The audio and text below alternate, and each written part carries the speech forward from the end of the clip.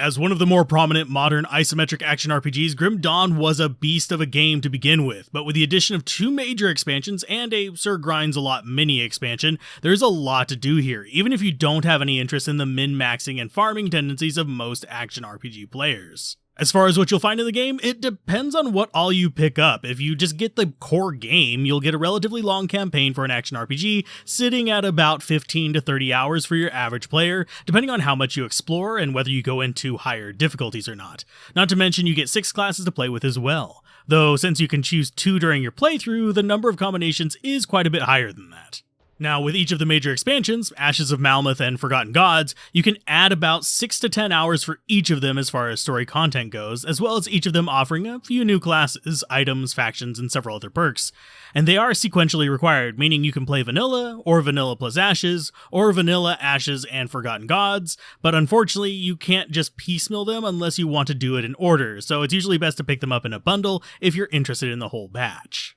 This opposed to the minor expansion, the Crucible, which doesn't have any such requirements. It basically just adds mostly what you find in the post-game of your more modern-styled action RPGs. So if you're not interested in post-game, it's fairly easy to save a few bucks at least and skip on it, since it's entirely optional. Though that said, with just how frequently the bundle for all of the above go on sale, you may end up saving money and just get it as a tag-along to begin with. Story-wise, each of these is decent enough, about what you'd expect from pretty much every similar action RPG. So just like Diablo, Path of Exile, etc., the world building and story is there, but in many circumstances it falls secondary to the gameplay, loot, and skill systems, which means if you really want to understand the depths of it, expect to dive into dialogues and things like the notes of the world, rather than specifically experiencing the tensions outside of combat. And since gameplay, loot, and the skill systems are the meat of this and similar titles, those are going to be what most of you are likely here for, starting with the gameplay, which is your standard fare batch of hotkeys, right clicks, left clicks, and smashing hordes of monsters to get to goal A, B, or C while exploring your own personal power fantasy, though as of the release on Xbox, it now comes with controller options, which, well, they're better than Diablo 2 Resurrected was at release, but only just barely. Now, getting to those goals we mentioned earlier, it's thankfully a bit more straightforward since the maps, for the most part,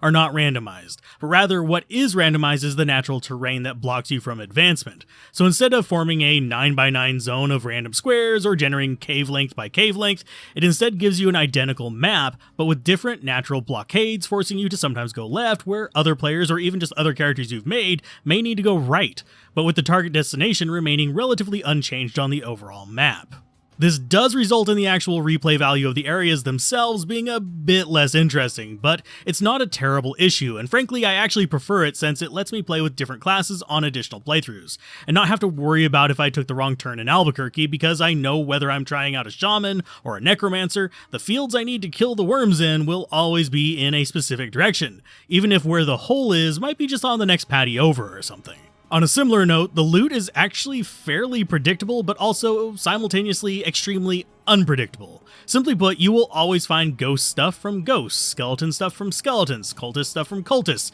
and bosses will usually drop their themed items, etc. So in that way, you know roughly what you're going to get and where. The way it's less predictable is just how many bloody modifiers there are on items in general. This, and the just general length of the game, which in my opinion is a bit long for a story arc of a loot-based RPG, are what kind of hold back the title for me, since it often pulls me out of the action, it pulls me out of my build, and I have to sit and do numbers on a laundry list of modifiers that can spawn on a single item, especially if it's what's known as a double rare, which makes many Diablo 2's most complex items look like baby's first Legos. This is especially true whenever you start diving into the skills that they can spawn with, as well as the modifiers you can put on them with augments and components you use to ramp them up even further, through even more modifiers and skill effects you can tack on. And while there is a crafting system to roll a lot of options in this realm, as well as for crafting various pieces of support equipment, there is still a large RNG factor in all but very specific items as to whether what you craft is going to be what you want or not.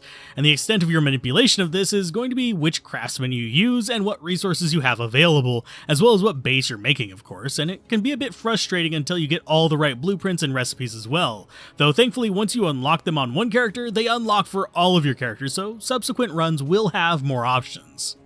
And needless to say, I could go on even further about all this because the items get really complicated. But simply put, while I love a lot of the aspects of the game, I feel the sheer expansiveness of the itemization and the things it affects is actually a bit of a drawback, since you're often layering these laundry list items with one wide number of augments on the skills. Another thing you stack them on is layered upon layered temporary buffs that you can craft through potions, and then you layer that with even more with the actual skills effects and their interactions. It can get a bit much at times unless you really like digging into highly detailed systems, especially whenever you consider how many different types of delivery systems you have for the damage, and how many different types of damage you have, how many different types of resists you have, etc. The culmination of this issue really shows up whenever you shift away from items into the skill systems. And no, the character skill system is not the issue here. It's actually really awesomely designed. It's easily digestible, it's enjoyable to plan your path through on 2 character classes. No, instead, this is functioning basically on the supplementary boost system known as the Devotion system,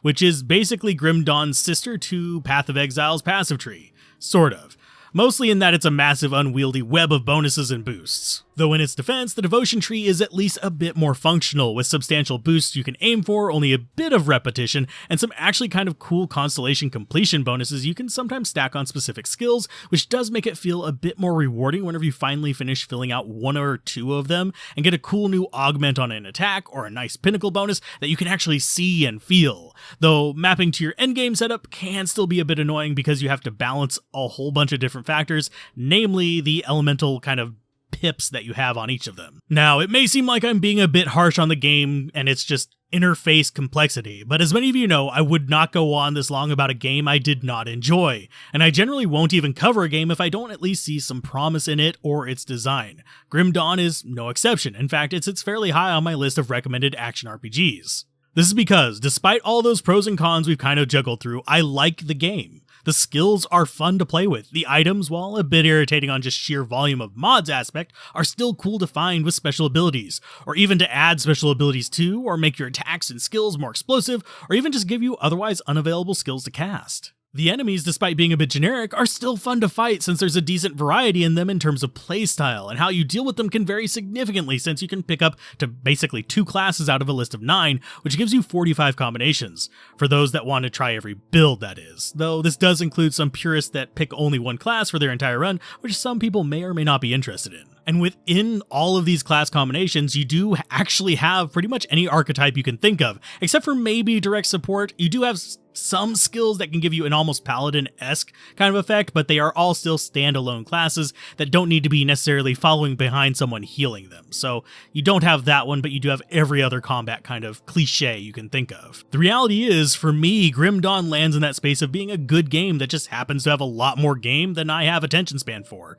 at least at times. So I play it, leave, come back, enjoy it some more, rinse and repeat. And I have no regrets doing so. And thanks to the quest log, I'm at least not completely lost whenever I come back, which is the only way I ended up completing it a few times now. My hope, if we ever see a Grim Dawn 2, after Crate finishes up Farthest Frontier that is that they take a hint from newer games like Last Epoch and learn to approach some of these issues with a bite-sized complexity instead of a massive web complexity. You can keep 100 options floating around, but if you display them in more bite-sized manner, you'll find players will latch on much deeper with the system since they can break it down and process it in more reasonable manners. And while some of these issues are addressable with the fairly generous modding systems in Grim Dawn, there are some core design principles that can't really be polished out with this, though you can build the world around it to an extent. All that said, I would say this is 100% worth picking up if you're into action RPGs, and if you're unsure about it, wait for it to go on sale, since the whole bundle usually drops down below the cost of basically a restaurant meal fairly regularly,